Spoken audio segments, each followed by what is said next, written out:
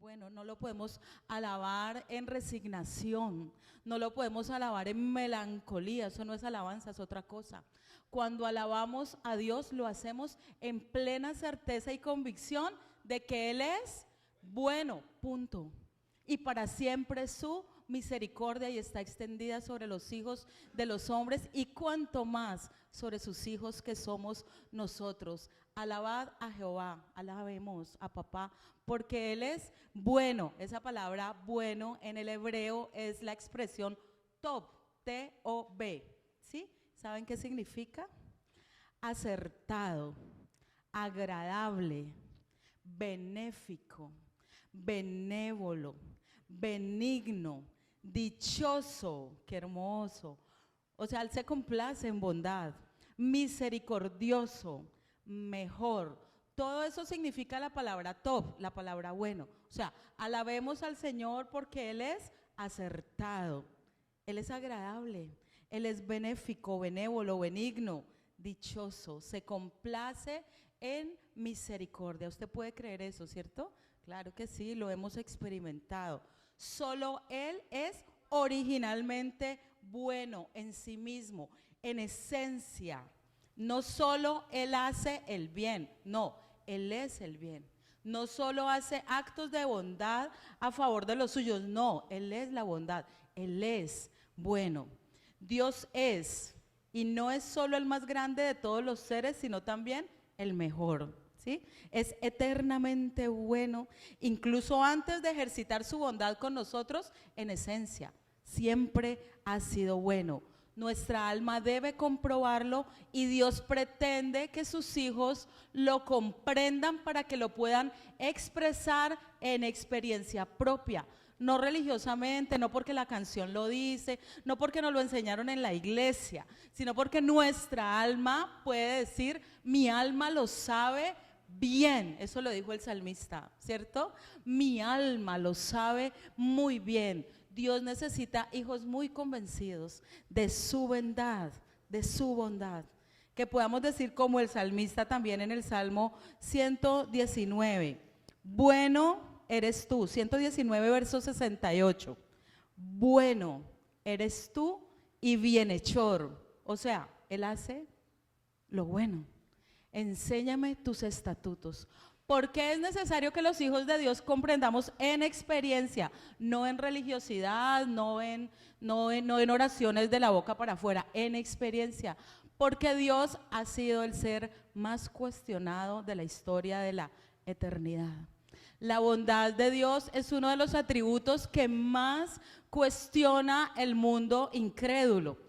Los ateos, cuando estuvimos estudiando apologética hace unos mesecitos, mirábamos cómo los ateos se pegan de argumentos como, y si Dios es bueno, ¿por qué? Complete la frase. ¿Por qué? Porque mueren los niños. Y si Dios es bueno, porque existe el cáncer. Y si Dios es bueno, ¿por qué existen los tsunamis? Y si Dios es bueno, ¿por qué muere tanta gente inocente? El mundo incrédulo cuestiona todo el tiempo el atributo de la bondad de nuestro papá. ¿A quién cree que le corresponde mostrar la bondad de Dios? Sino a los hijos de Dios, que la hemos visto y vivido en experiencia. ¿Por qué es tan necesario que sus hijos salgamos a proclamar que Él es bueno? Porque desde el cielo se generó un entredicho cuando el más bonito de sus ángeles se rebeló y un día le dio por decir que las leyes del Señor no eran perfectas, que lo que el Señor estaba haciendo no estaba bien, que Él lo podía hacer mejor. Entonces convenció a la tercera parte de los ángeles que adoraban a Dios para que le creyeran que Dios no era lo suficientemente bueno. Y queramos o no, quedó un entredicho en la atmósfera espiritual del mundo en el que caminamos. Por eso tantos cuestionan la bondad de nuestro Dios. Si a un presidente se le sublevan y le hacen un golpe de estado, ¿no queda en entredicho la buena ejecución del presidente, sí o no? ¿cierto? Si se le sublevan a un presidente, uno dice, bueno, y si era tan bueno, ¿por qué le hicieron golpe de Estado? Algo similar. Quiso hacer Luzbel, ahora Satanás, cuestionando la bondad de Dios. Isaías 14:12 dice lo siguiente: ¿cómo caíste del cielo, oh lucero, hijo de la mañana? Cortado fuiste por tierra, tú que debilitabas a las naciones. Miren lo que él decía, miren lo que decía Luzbel, por dónde empezó el cuestionamiento de la bondad de nuestro Dios que es bueno.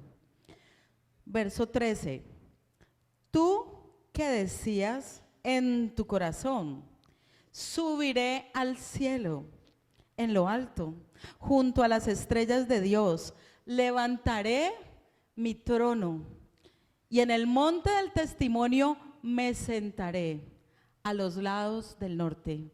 Luzbel quería claramente usurpar el lugar de rey que le pertenece a nuestro rey, cuestionándolo.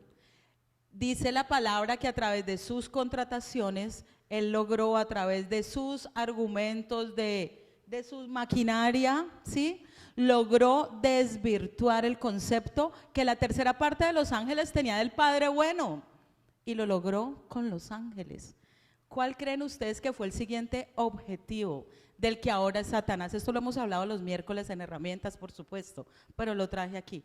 ¿Cuál fue el siguiente objetivo? Si ya lo logró con los ángeles, por supuesto, ahora vamos por el hombre, ¿sí?, por el ser más amado de la creación. Y por supuesto en Génesis se empieza a manifestar la misma intención. Lo que él logró con los ángeles, trayéndolos a rebelión, quiso insertarlo en el ser humano también. Y Adán se lo permitió. Entonces, ¿cuál fue el punto de disputa en el gran conflicto celestial? El conflicto en el cielo tiene dimensiones morales y legales. Vamos a hablar un poquito de eso. Luzbel había procurado probar que Dios era injusto, que su ley era defectuosa y que el bien del universo requería que fuese cambiada. En su interior ya se había incubado la maldad y él quería proponerse como el que sí iba a hacer las cosas bien. Dice Ezequiel 28:15. Perfecto eras en todos tus caminos, desde el día que fuiste creado hasta que se halló en ti maldad. Amén. La maldad se incubó en Luzbel y a partir de ese momento él quiso desvirtuar la bondad, el atributo de bondad de nuestro Padre, pero en él no hay mancha. Deuteronomio 32, del 4 al 5, amo este pasaje, lo dijo Moisés. Deuteronomio 32, 4.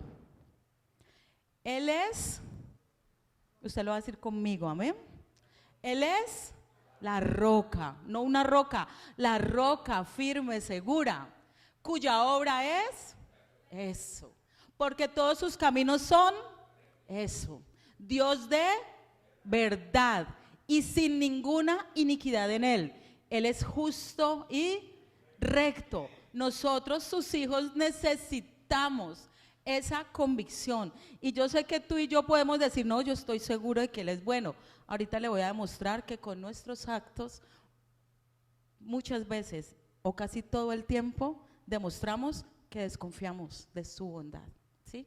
Y eso para mí ha sido duro comprenderlo. Y le he dicho, Señor, examínanos, porque te decimos que tú eres bueno, pero nos queda facilísimo saltarnos tus instrucciones que se supone que son buenas, ¿sí? Cuando nos saltamos una instrucción, un principio del Señor en autosuficiencia, nuestra alma le está diciendo, yo te canto que tú eres bueno, pero en el fondo no confío en tu instrucción. En el fondo confío más en mi manera de hacerlo. En el fondo confío más en mi estrategia. Yo te digo que tú eres bueno, pero en el fondo de mi alma muchas veces como iglesia estamos desconfiando. El verso 5 de Deuteronomio 32 dice, la corrupción no es suya. Este mundo está corrupto, pero nuestro Dios no. Y qué tremendo, termina diciendo, de sus hijos ¿es qué? La mancha. De sus hijos es la mancha. Y Moisés le estaba hablando al pueblo de Israel y le dijo, no, ustedes son una generación torcida, perversa, pero Dios es bueno. Sí, caminamos 30, 40 años en el desierto, sí, se murieron todos, pero no porque Dios fuera malo, Él es bueno, sus caminos son rectitud. De sus hijos fue la mancha, de Él no procede ninguna intención de hacerle mal a lo que Él más ama, y nosotros somos lo que Él más ama. Amén. Esa convicción la necesitamos a diario y todo el tiempo, y yo sé por qué se lo estoy diciendo, ¿sí? Porque es cada día, cada minuto, necesitamos esa convicción para sostenernos. Dios es bueno. Mientras Satanás se le reveló por allá, él finalmente en el principio crea todas las cosas. Y en Génesis 13, si me ayudas, en Génesis 1:31, el Señor mira todo lo que ha hecho, ¿sí? Para este punto ya Luzbel se había revelado, ¿sí? Ya la maldad estaba rondando en el ambiente, pero no se había incubado todavía en el ser humano. Estaba en el mundo espiritual, ya había maldad, pero el hombre todavía está puro. Y vio Dios todo lo que había hecho, y he aquí que era, claro, de un Dios bueno. Todo lo que sale es bueno, bonito, recto. Él le pasó control de calidad a su creación y dijo, todo me quedó hermoso. Aquí ya después del día sexto ya estaba el hombre, ¿sí? Y él lo vio hermoso, porque Él todo lo hace bueno, igual que lo que sigue haciendo en nuestra vida es bueno, ¿cierto? Pero recuerden que Satanás ya estaba rondando y su principal objetivo era desvirtuar la convicción de que Él es bueno. Entonces utiliza la serpiente, y esto ya lo hemos visto también en otros momentos, pero lo vamos a recordar. La serpiente era astuta. Génesis 3:1. Satanás usa a la serpiente para insistir en su cometido de desvirtuar la bondad y sobre todo la confiabilidad de nuestro Dios. Y entonces él le dice la serpiente le dice a la mujer, ¿con qué Dios te ha dicho? Si notan la cizaña en la pregunta, ¿sí? Con que Dios te dijo, no comas de todo árbol del huerto. Claramente la serpiente desvirtuó lo que Dios había dicho, porque eso no fue lo que Dios dijo. Pero más allá de eso, con esa pregunta cizañosa, maliciosa, le estaba insertando la duda a Eva, para que Eva tomara una decisión movida por sus sentidos, movida porque vio el fruto, le pareció agradable, codiciable, bonito, y pasara por alto la instrucción de un Dios bueno, que le había puesto una restricción pequeñita. En medio de todos los árboles del huerto, solo había un fruto que no podían comer. Dios no dijo que no podía tocarlo, Dios no dijo que todos estaban restringidos. Un fruto, el del árbol de la ciencia del conocimiento del bien y del mal. Pero Satanás, ¿qué logró? Confundir sus sentidos y hacerle una manipulación psicológica a Eva para que Eva dudara de la instrucción. Si Dios es tan bueno, ¿por qué nos prohíbe? O sea, ¿qué pierde Dios con esto? No, lo que pasa es que Dios es egoísta, ¿sí? Y Dios no quiere que tú seas como Él. Es que de pronto se les abren los ojos y Dios no quiere eso. O sea, entonces nos vendió al género humano la idea de que tenemos un Dios que se guarda, un Dios como que en el fondo no es tan bueno. Entonces aparecen canciones que nosotros las oímos y hasta de pronto las hemos cantado. En estos días la escuchamos en alguna parte, dice, en este mundo por cada risa hay 10 lágrimas, eso. Entonces se nos genera como ese pensamiento y esa convicción melancólica de que hoy me estoy riendo mucho, es porque mañana voy a llorar. ¿Lo han oído? Esta cultura lo dice así, es que hoy me estoy riendo tanto y no me quiero reír más porque debe ser que mañana voy a llorar. O sea, una cosa como en el fondo, ¿sí? Una desconfiancita en el fondo, cuando Dios ha dicho, yo sé los pensamientos que tengo para ustedes, Jeremías 29:11. Yo no tengo pensamientos de calamidad, ¿de dónde se sacaron eso? ¿Sí? Yo tengo pensamientos de bienestar, pensamientos de bondad para ustedes. Eso dice Dios, se lo dijo al pueblo de Israel y eso evidencia el carácter de Dios, la intención de Dios con los que somos sus hijos, con los que somos suyos. Pero el enemigo intenta una y otra vez desvirtuar esa convicción y lo logró en el huerto del Edén. Satanás cumple su cometido, confunde, engaña y cae Eva, posteriormente cae Adán y la maldad en forma de pecado entra a la humanidad. Pero la bondad de Dios no se inmutó, Él sigue siendo bueno. Así el hombre haya fallado, Él sigue siendo bueno. Si no fuera tan bueno, no había dicho desde el mismo Génesis 3:15 que un descendiente de Eva iba a pisotear la cabeza de la serpiente. Desde la misma caída del hombre, Dios anunció al Salvador, ¿sí? Dios tenía generado su plan para rescatarnos. ¿Porque lo merecíamos? No, porque Él es bueno, ¿sí? Porque Él es bueno, porque Él lo tiene todo bajo control. Tito, vamos a Tito un momento. Tito 3, del 3 al 5 dice, para que no hablemos tanto de Eva y todo eso, vamos a hablar de nosotros. Dice, porque nosotros también éramos en otro tiempo, ¿cómo éramos? Insensatos, rebeldes, extraviados, ¿sí?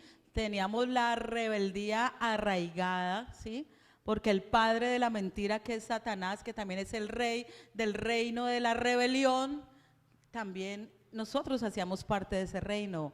Rebeldes, extraviados, esclavos de concupiscencias y deleites diversos, ¿viviendo en qué? En malicia.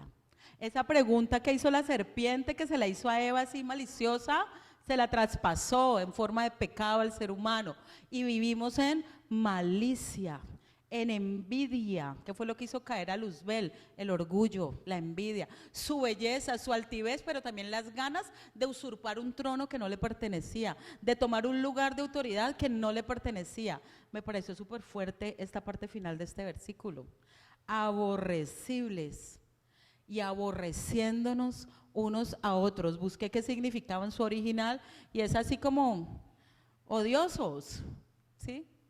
Dignos de odio, odiándonos entre nosotros, pero siendo odiosos, menospreciando a los demás. Cuando la Biblia dice que no podemos servir a Dios, señores, porque amaremos a uno y aborreceremos al otro, se refiere a que por amar a uno terminamos menospreciando a nuestro Dios. Y aquí está diciendo que éramos aborrecibles y nos aborrecíamos entre nosotros, menospreciábamos a los demás. ¿Eso nos define, sí o no? ¿Lo que fuimos? Claro que sí, claro que sí. Pero miren qué hermoso el siguiente versículo. El 4 dice, pero cuando se manifestó, ¿qué se manifestó para sacarnos de ese estado aborrecible? La bondad, el atributo de la bondad de Dios nos rescató. Cristo es la bondad de Dios manifiesta, amén. Cristo es la forma de la bondad del Padre. Cuando se manifestó la bondad de Dios, nuestro Salvador, y su amor para con los hombres, dice el 5, nos salvó, ¿cierto? Cuando se manifestó la bondad de Dios, ¿cómo se manifestó la bondad de Dios sobre nosotros? Yo los mando a leer el teleprompter, no, ustedes no están viendo allá, acá. Es que lean. Nos salvó.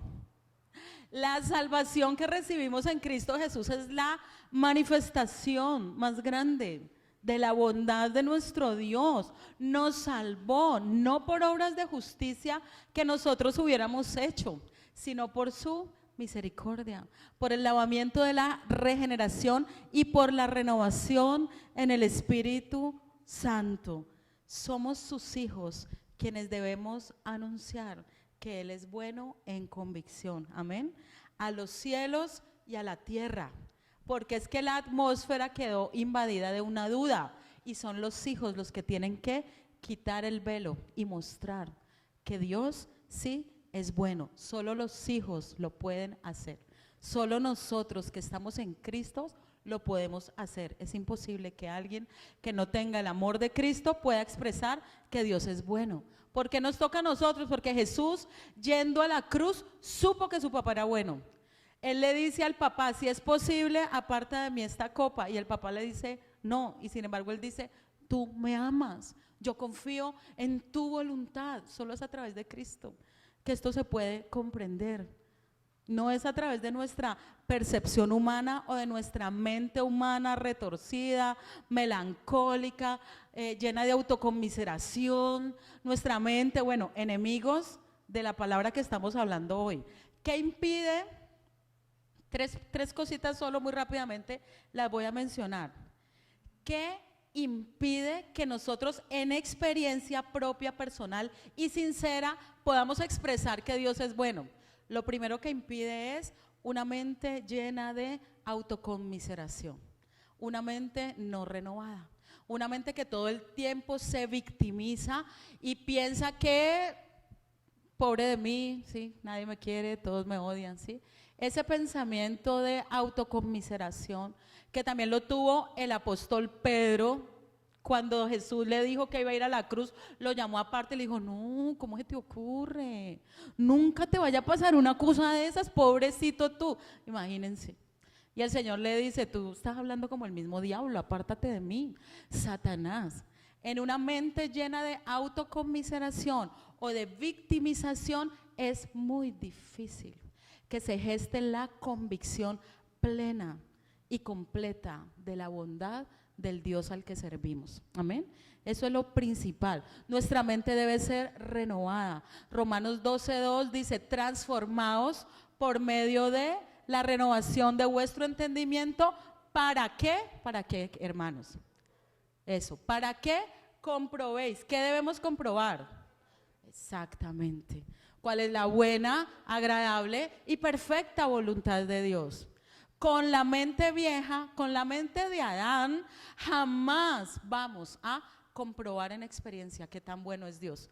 Todo el tiempo nuestra mente nos va a jugar malas pasadas, nos va a hacer caer en tergiversaciones que no nos van a dejar disfrutar plenamente la bondad de Dios. Entonces, ese es el primer enemigo, ¿cierto? Primera actitud enemiga que nos impide lograr en convicción manifestar, expresar y experimentar la voluntad de Dios. La segunda, no sé cómo se llama esto, pero es el propio concepto de sí mismo. Cuando nos creemos buenos, ¿cómo se llama eso? Cuando nos creemos muy buenos nosotros. Eso es otra cosa, ¿no? Eso tiene otro nombre, pero no lo tengo aquí. Creernos muy buenos nosotros tergiversa la bondad de Dios, porque claramente bueno solo hay uno y bueno solo es Él. Cuando nos creemos muy buenos tendemos a resaltar tanto nuestros atributos que nos podemos confundir fácilmente. Y el Señor mismo dijo, no hay bueno sino uno. Nuestro concepto de bondad en torno a Dios puede ser confuso cuando nos creemos buenos. Creemos tener méritos y esto nos lleva a poner la bondad de Dios en tela de juicio cuando no nos da lo que creemos merecer, ¿sí? Como yo he sido bueno, como yo me he portado bien, como yo, Señor, te he servido tantos años, como yo te he obedecido, entonces mi mente piensa que consecuente a lo bueno que yo he sido, a lo buen hijo que yo he sido, a lo fiel que te he servido en la iglesia, en la casa, tantos años, entonces tú deberías obrar. Paso 1, paso 2, paso 3. ¿Cuándo? Así no es, ¿cierto? Pero nuestra mente en el fondo como que espera que así sea, porque estamos poniendo nuestros méritos por encima. No, bajémonos de la nube. Ninguno de nosotros es bueno, ¿sí? ¿Hacemos actos de bondad a veces? Claro que sí, solo porque Él vive en nosotros y a través de su Espíritu manifiesta como parte del fruto de su Espíritu, que es la bondad, actos de bondad. Pero el bueno es Él. No hay bueno, ni aún uno. El apóstol Pablo dijo, cuando yo intento hacer el bien me doy cuenta de una verdad súper cruda, y es que el mal está en mí, ¿sí? Tengo todas las intenciones, pero termino haciendo todo lo contrario, ¿sí? Podemos tener las intenciones, pero tenemos una clara tendencia al error, a la falla. El único bueno es Él. Y mientras tengamos la tentación de poner algún mérito nuestro por encima, jamás vamos a poder experimentar la bondad de Dios, porque lo vamos a hacer desde la mente vieja. ¿Sí me hago entender? ¿Sí? ¿Hasta ahí está claro? Eso. Además, la murmuración, hablemos de esto. No importa lo que veamos, no murmuremos en nuestro corazón de nuestro papá, de la bondad de nuestro Dios, ¿sí? Como lo hicieron en la parábola los obreros de la viña. No sé si usted ha oído o ha leído la parábola de la 11ª hora que se encuentra en Mateo 20. No la vamos a leer toda, pero si usted no la ha leído, léasela y se va a dar cuenta que uno se identifica mucho. Esa parábola, todas las veces que la leemos, nos confronta muchísimo. Amo esta parábola. Le recomiendo que la lea y la comprenda. Un padre de familia hacendado se levanta en la mañana a buscar obreros para su viña, ¿cierto? Y entonces a primera hora los más madrugadores se los encuentra en la plaza. Y entonces le dice, ¿quieres que trabajar en mi viña? Te pago un denario, o sea, te pago lo que vale el día. ¿Quieres trabajar? Entonces ellos se van, hace un acuerdo y empiezan a trabajar unos desde temprano. Pero a media mañana va y hace lo mismo. Y les dice lo mismo y coge otra cochada de trabajadores. En la tarde hace lo mismo y se trae otra cochada de trabajadores. Y dice la Biblia que en la 11ª hora, o sea, a las 5 de la tarde, ¿la 11ª hora a las 5 de la tarde? Sí, claro. ¿Cierto? A las 5 de la tarde contrata a un último grupo. Y resulta que los últimos llegan, ojo con esto, los últimos que llegaron nunca aguantaron el sol del mediodía, ¿cierto? Qué horrible trabajar en una viña a plena luz del día y al mediodía, tiene que ser horrible el calor, el sofoco, ¿sí? Los que llegaron a las 5 de la tarde no entraron tampoco desde las 6 de la mañana, los que entraron a las 5 estaban frescos, ¿sí? Ellos habían pasado todo el día por ahí sentados en la plaza, pero el señor dueño de la viña les dijo, pues vengan y ¿quieren trabajar en mi viña una hora? Pues ellos se fueron y dijeron, no, pues ya perdimos el día, trabajemos una hora, hasta que llegó el momento en que el dueño de la viña los llama a cada uno. ¿Por quién empezó? Leámoslo. Mateo 20. Vamos a Mateo 20 y lo vamos a leer desde el 10. ¿Hay manera que me lo pongas desde el 10? Yo sé que les dije que desde el 11. Solo para que terminemos esto. Porque así como yo le estoy contando la historia, si usted no la ha leído, entonces usted dice, cuando el dueño los llame para pagar, pues les va a pagar proporcionalmente al tiempo que trabaja, o no. Pues es lo que nuestra mente haría, digamos, actuando justamente. Papi, tú la puedes, devuélvela hasta el 6, por favor. Es que lo tremendo es que él empezó a pagarle de atrás para adelante, y yo amo al Señor, en serio. El Señor empieza, cuando Él va a pagarles, no llama a los de las 6 de la mañana, llama a los de la 11ª hora, o sea, a los que no trabajaron nada, a los que aparentemente no merecían el denario. Sí, porque si el contrato era un día, vale un denario, y yo llego a las 5 de la tarde y trabajo una hora, la octava parte del día, pues me corresponde la octava o la 10ª parte de un denario. Pero entonces Él los llama, el 7, porfa, el 7 o el 8, qué pena. Y recibiréis lo que sea justo. Él no les dijo, les voy a dar un denario. A los últimos les dijo, vengan y yo les pago lo justo. Y llega el momento donde los llama a todos, ¿no? Los llama a todos y como de manera intencional les paga primero a los últimos que llegaron. Comenzando desde los postreros hasta los primeros, llama a los últimos, a los que estaban frescos, a los que no sudaron, a los que llegaron cuando ya todo estaba listo. ¿Sí? ¿Le ha pasado? Que uno llega a un lugar donde ya otros trasnocharon trabajando, como muchos que de pronto, tremendo, como muchos de pronto llegaron el domingo que inauguramos la sede, ¿cierto? Y llegaron lindos, vestidos, perfumados, descansaditos de toda la noche y de pronto no supieron cuánto trabajo hubo las horas previas. Ok, estos eran los perfumados, los que ni siquiera el sudor les alcanzó a quitar el perfume, relajados, tranquilos, y quizás ellos también salieron a que les pagaran un pedacito del denario porque ellos no les habían dicho que era el denario y resulta que les pagaron un denario. Yo creo que se fueron feliz. Cada uno recibió un denario. Si usted hubiera estado ahí, dígame si no, porque yo sé que si yo hubiera estado ahí, estoy segura que mi mente hubiera hecho cuentas. Si yo hubiera sido de las 6 de la mañana, yo hubiera dicho, no, pues entonces yo tengo un privilegio mayor. Si yo llegué a las 6 de la mañana y a este le dieron uno, no, yo creo que a mí me van a dar 10 denarios. ¿Cierto? Porque si le dio uno, si este señor le dio un denario a los que acabaron de llegar, entonces aquí ya llegué a donde quería llegar.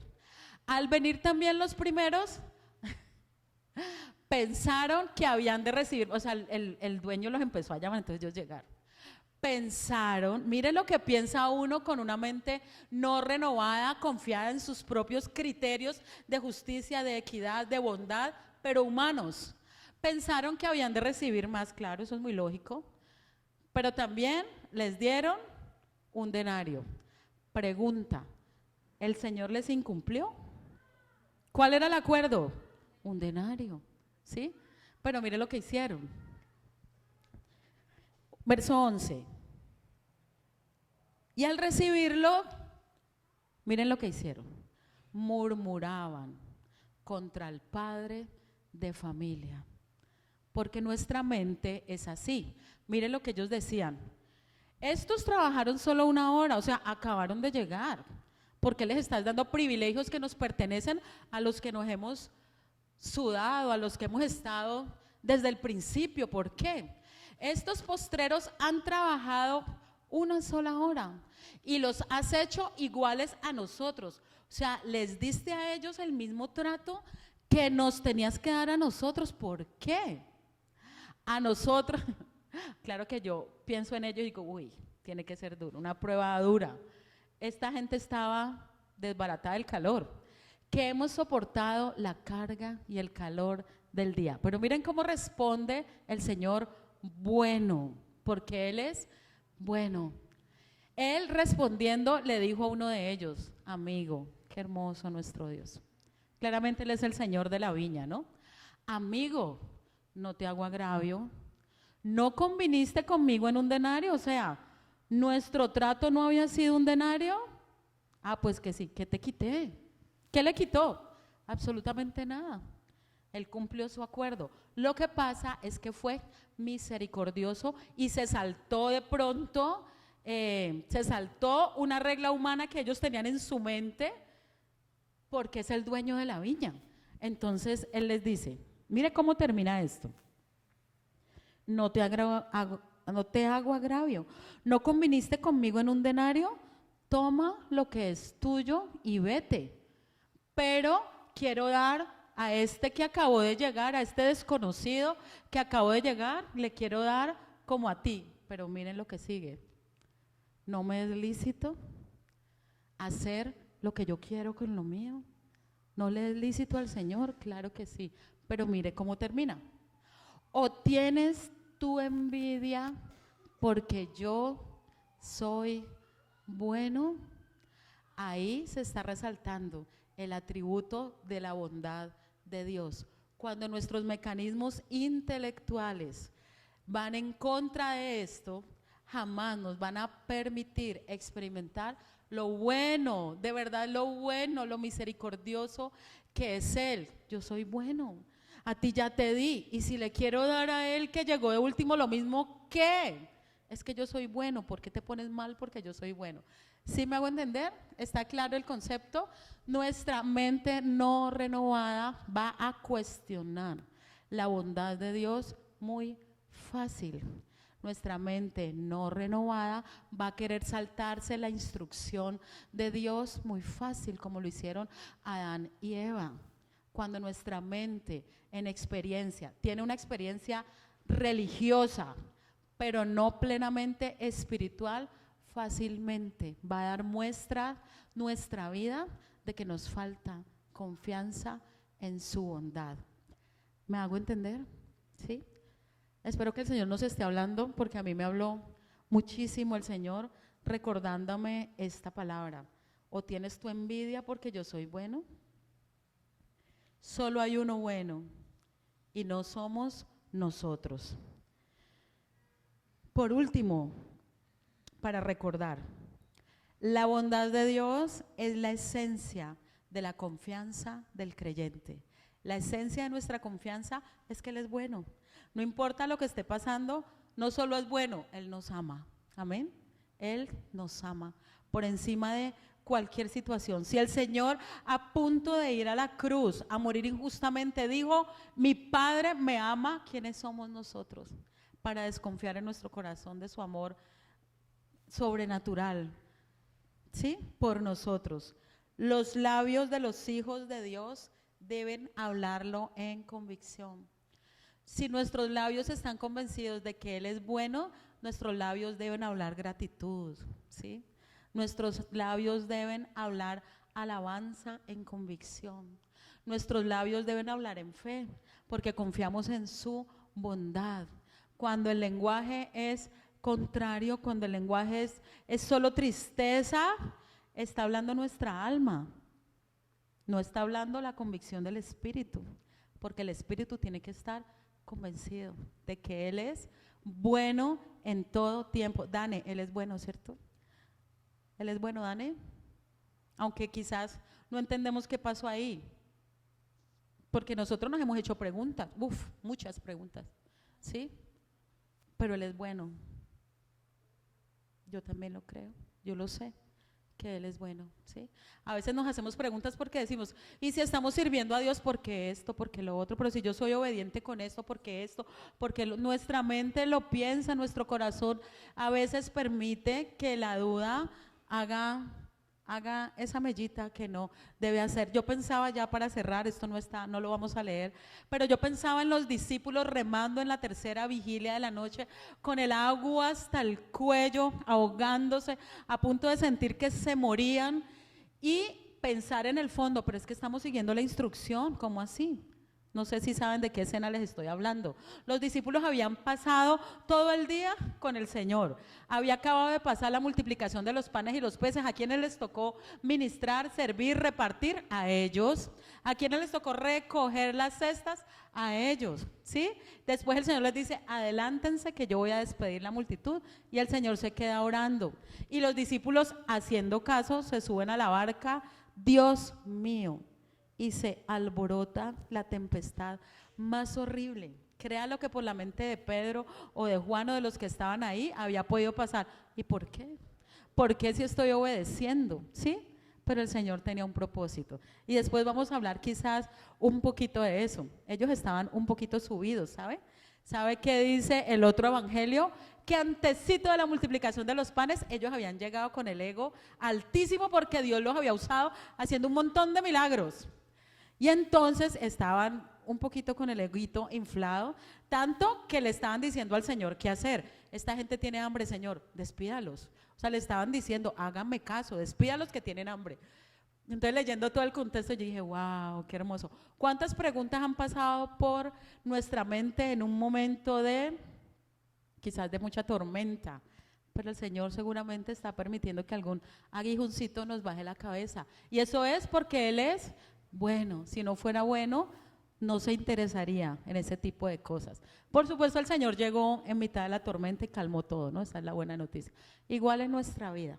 Todo lo que estamos viviendo es temporal, pero hay algo que nunca va a pasar: la verdad de su palabra. Y su palabra dice que Él es bueno, punto. Ya para que no se me duerman, pongámonos en pie y vamos a darle gracias. Amén, ¿sí? A darle gracias por su palabra. Nahum 1:7.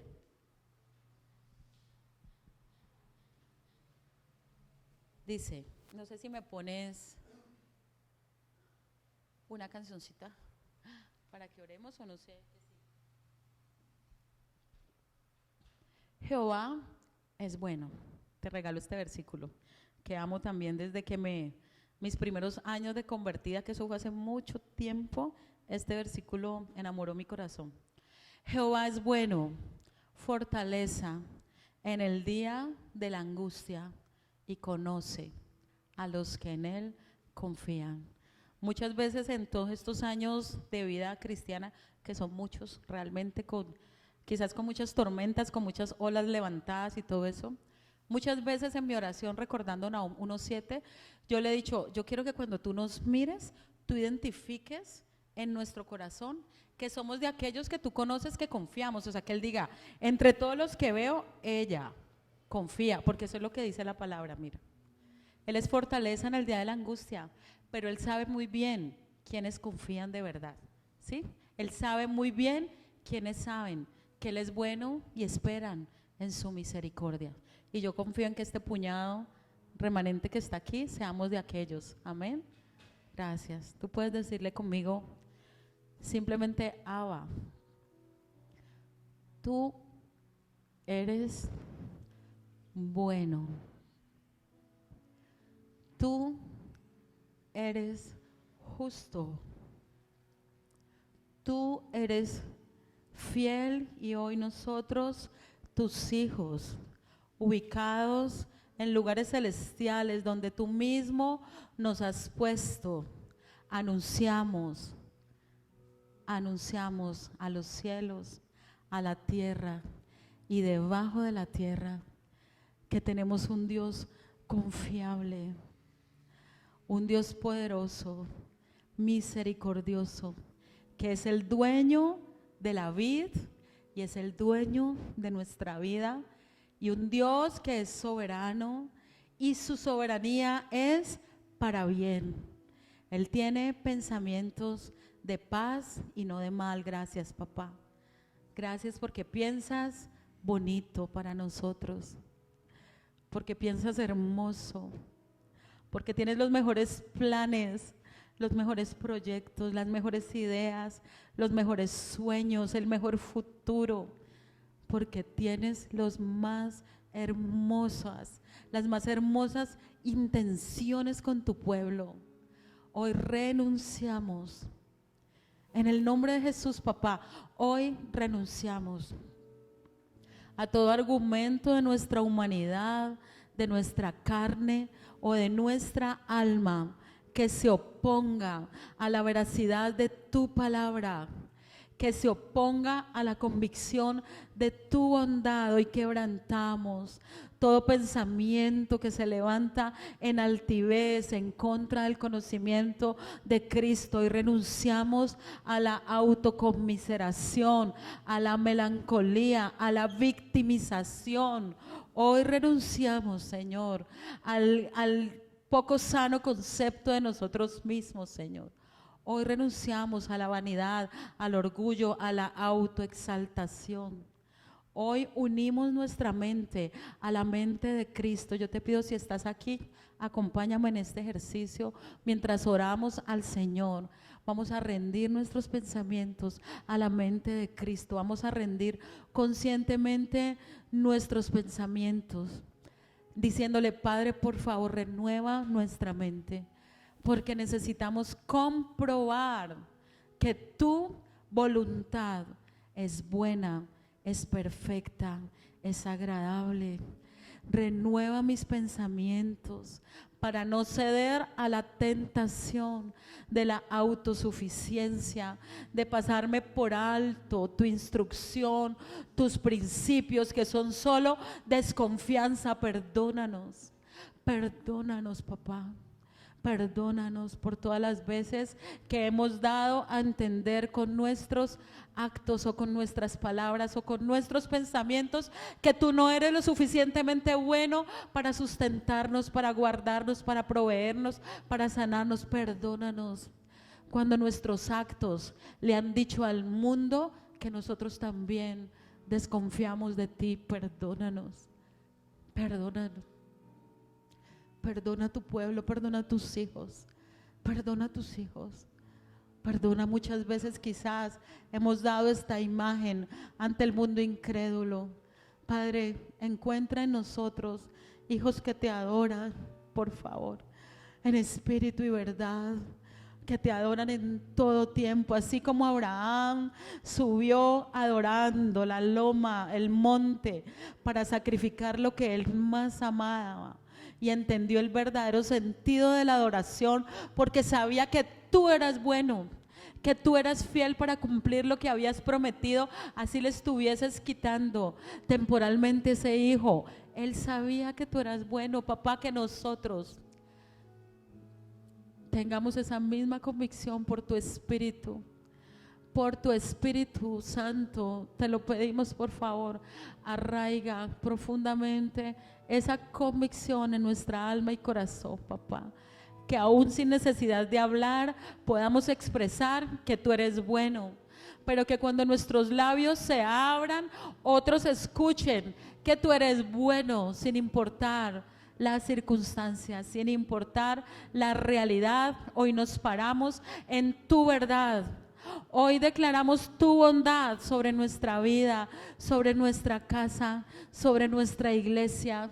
Hoy visualizamos tu lluvia de bendición, tu lluvia bienhechora, tu rocío bienhechor, la sonrisa del cielo sobre los hijos de Dios, porque tú eres bueno, misericordioso. Y esa bondad nos alcanza, nos cobija a nosotros y a nuestras generaciones. Gracias.